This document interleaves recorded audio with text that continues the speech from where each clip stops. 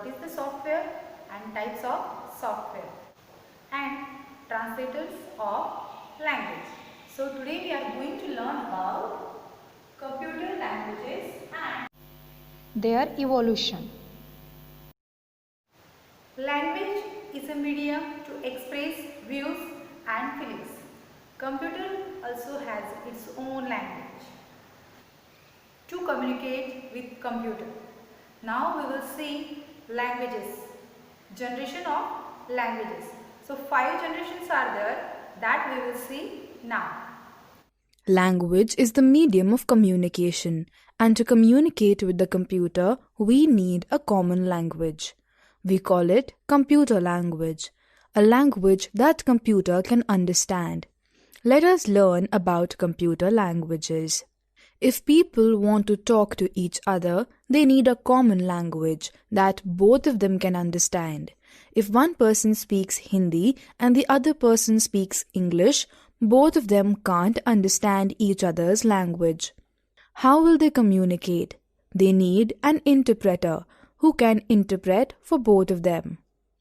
Computer is a machine, so it cannot understand our language.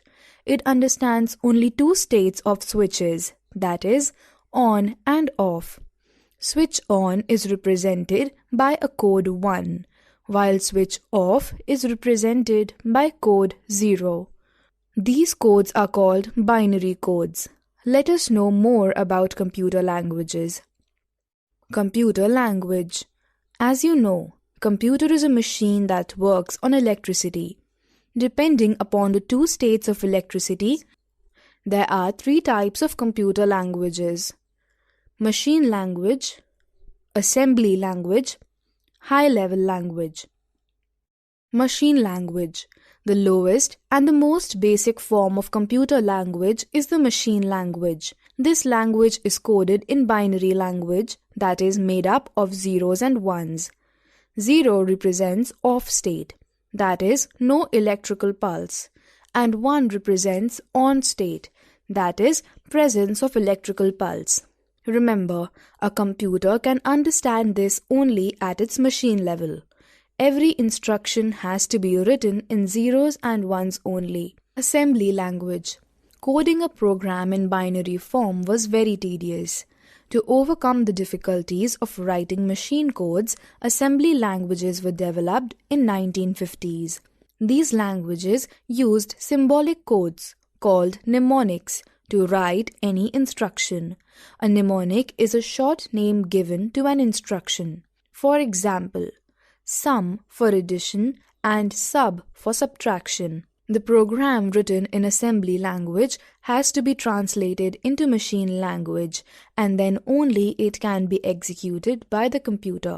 Assembler is the software program that translates assembly language into machine language. The program written in mnemonic codes is called source program.